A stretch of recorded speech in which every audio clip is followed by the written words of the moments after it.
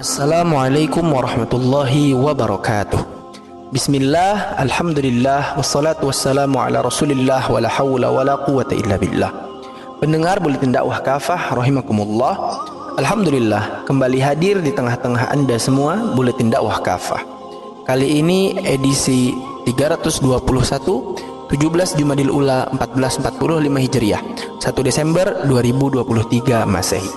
Kali ini mengangkat tema haram membela kebiadaban Yahudi. Haram membela kebiadaban Yahudi. Bismillahirrahmanirrahim. Kejahatan entitas Yahudi terhadap penduduk Gaza kian terkuak. Ternyata militer Yahudi sendiri yang melakukan pembantaian terhadap warga sipil yang tengah menyaksikan konser pada 7 Oktober lalu. Pembantaian itu lalu mereka tuduhkan kepada Hamas. Tudingan Yahudi Zionis bahwa sejumlah rumah sakit menjadi markas pejuang Hamas juga tidak terbukti. Padahal entitas Yahudi telah melakukan serangan brutal terhadap fasilitas kesehatan tersebut. Masih banyak lagi kedustaan untuk membenarkan tindakan keji mereka. Akhirnya terbongkar juga. Dengan izin Allah, kini opini sebagian besar penduduk dunia, para jurnalis, termasuk sejumlah media massa barat mulai berbalik menyerang Yahudi Zionis. Mereka membeberkan kedustaan entitas Yahudi di balik berbagai serangan terhadap warga Gaza. Di berbagai negara, termasuk di Amerika Serikat dan Inggris, warga mulai mengecam para pemimpinnya sendiri yang dituduh bertanggung jawab atas aksi genosida kaum Yahudi terhadap penduduk Gaza. Pendengar rahimakumullah, peringatan Al-Quran. Allah Subhanahu wa Ta'ala sesungguhnya telah mengingatkan kaum Muslim tentang kejahatan kaum Yahudi sepanjang sejarah. Padahal Allah Subhanahu wa Ta'ala telah memberi mereka banyak karunia.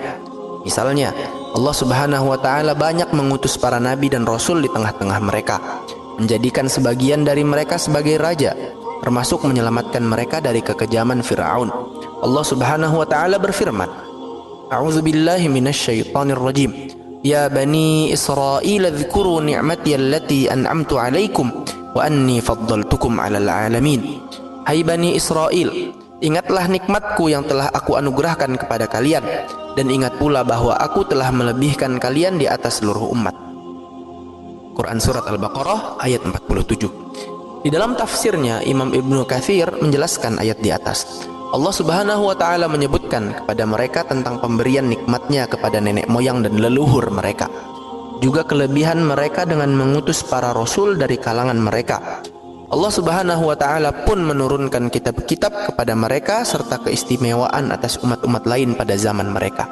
Ibnu Katsir dalam kitab Tafsir Al-Quran Al-Azim jilid 1 halaman 158. Di antara mereka ada yang mengimani Allah dan para nabi, seperti kaum Hawariyun yang menjadi pengikut Nabi Isa alaihi salam. Pada masa Rasulullah sallallahu alaihi wasallam ada Safiyah binti Huyai radhiyallahu anha yang menjadi istri Rasulullah sallallahu alaihi wasallam. Ada juga Abdullah bin Salam yang termasuk kalangan sahabat Nabi sallallahu alaihi wasallam. Akan tetapi, kebanyakan dari mereka justru mengingkari Allah Subhanahu wa Ta'ala dan para nabi. Mereka malah mengobarkan permusuhan terhadap orang-orang yang beriman. Berbagai tabiat buruk kaum Yahudi diungkap Allah Subhanahu wa Ta'ala di dalam Al-Quran. Tujuannya agar menjadi peringatan bagi kaum muslim. Di antara tabiat buruk kaum Yahudi, pertama, suka mengkhianati perjanjian. Sedari dulu kaum Yahudi punya karakter pengkhianat. Karena itu jangan mudah mempercayai mereka untuk menepati segala bentuk perjanjian. Allah Subhanahu wa Ta'ala berfirman, "Au kullama 'ahadu 'ahdan nabadhahu fariqum minhum bal aktsaruhum la yu'minun." Patutkah mereka mengingkar ayat-ayat Allah, dan setiap kali mereka mengikat janji, segolongan mereka melemparkan janji tersebut. Bahkan sebagian besar dari mereka tidak beriman. Quran Surat Al-Baqarah ayat 100. Pengkhianatan ini sudah ditampakkan kaum Yahudi pada masa Nabi Shallallahu Alaihi Wasallam.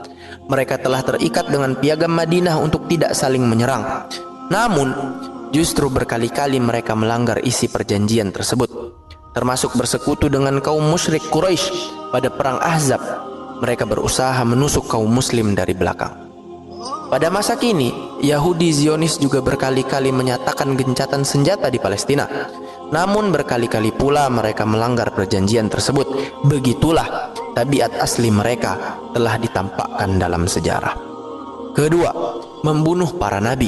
Kejahatan terbesar kaum Yahudi atau Bani Israel adalah melakukan pembunuhan terhadap para nabi dan rasul. Allah Subhanahu wa taala berfirman, "Laqad akhadna mitsaqa bani Israila wa arsalna ilaihim rusula. Kullama ja'ahum rasulun bima la tahwa anfusuhum fariqan kadzabu wa fariqan yaqtulun." Sungguh kami telah mengambil perjanjian dari Bani Israel. Kami pun telah mengutus para rasul kepada mereka. Namun setiap datang seorang rasul kepada mereka dengan membawa apa yang tidak diingini oleh hawa nafsu mereka, maka sebagian dari rasul-rasul itu mereka dustakan dan sebagian lainnya mereka bunuh. Quran Surat Al-Ma'idah ayat 70. Di antara utusan Allah yang mereka bunuh adalah Nabi Zakaria alaihissalam dan Nabi Yahya alaihissalam. Adapun Nabi Isa alaihissalam diselamatkan oleh Allah dari upaya pembunuhan oleh kaum Bani Israel. Allah Subhanahu wa taala juga menyelamatkan Rasulullah sallallahu alaihi wasallam dari sejumlah upaya pembunuhan yang dilakukan orang-orang Yahudi yang dilakukan Amr bin Jahsy. Ketiga, kaum Yahudi adalah bangsa yang paling keras permusuhan dan kebenciannya terhadap Islam dan kaum muslim. Mereka juga berusaha keras agar kaum muslim mengikuti millah agama mereka. Allah Subhanahu wa taala berfirman, "Wala tarda 'ankal yahudu walan nasara hatta tattabi'a millatahum." Tidak akan pernah ridha kepada kamu Muhammad kaum Yahudi dan Nasrani sampai kamu mengikuti agama mereka. Quran Surat Al-Baqarah ayat 120. Kebencian dan permusuhan kaum Yahudi ini juga diingatkan Allah Subhanahu wa taala dalam ayat yang lain. "La tajidanna ashaddan nasi 'adawatan lil ladzina amanul yahuda wal ladzina asyraku." Sungguh, kamu akan mendapati manusia yang paling keras permusuhannya terhadap orang-orang yang beriman ialah kaum Yahudi dan orang-orang yang musyrik. Quran Surat Al-Ma'idah ayat 82. Kaum Yahudi telah menampakkan permusuhan dan kebenciannya pada masa Nabi SAW. Begitu bencinya terhadap umat muslim.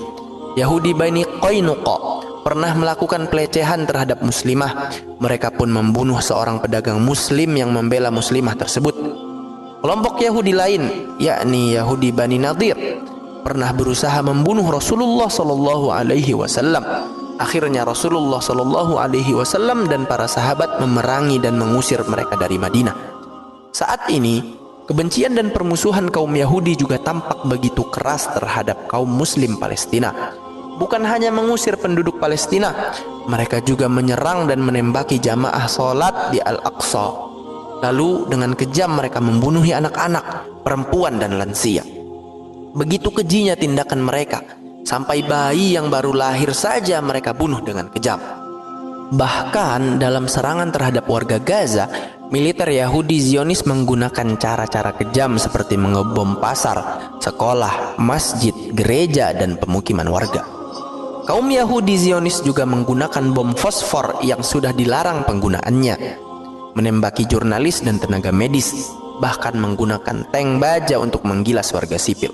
Pemerintah Yahudi Zionis juga terbukti melakukan praktik penjualan organ-organ tubuh manusia yang mereka ambil dari jenazah warga Palestina yang terbunuh, baik dari jasad korban perang maupun dari tahanan yang mati di penjara-penjara negara Zionis. Inikah yang disebut sebagai self-defense? Upaya membela diri? Mendengar buletin dakwah kafah rahimakumullah, haram membela kezoliman. Oleh sebab itu, kita patut bertanya, sedemikian telah jelas kekejaman dan kebiadaban Zionis Yahudi, apakah pantas untuk dibela? Hanya orang biadab dan tidak waras saja yang mendukung dan membenarkan tindakan genosida kaum Yahudi.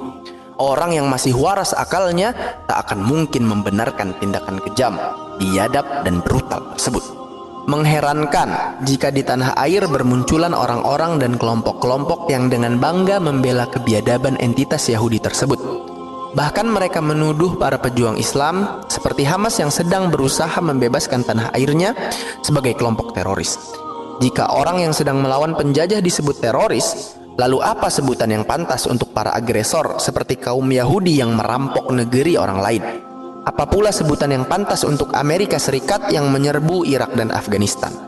Wahai kaum muslim, Bukankah Allah Subhanahu wa Ta'ala telah mengingatkan Anda tentang larangan untuk mendukung kezaliman? Allah Subhanahu wa Ta'ala berfirman, "Wala tarkanu ilal ladzina zalamu fatamassakumun naru wa ma lakum min dunillahi min awliya'a thumma la tunsarun."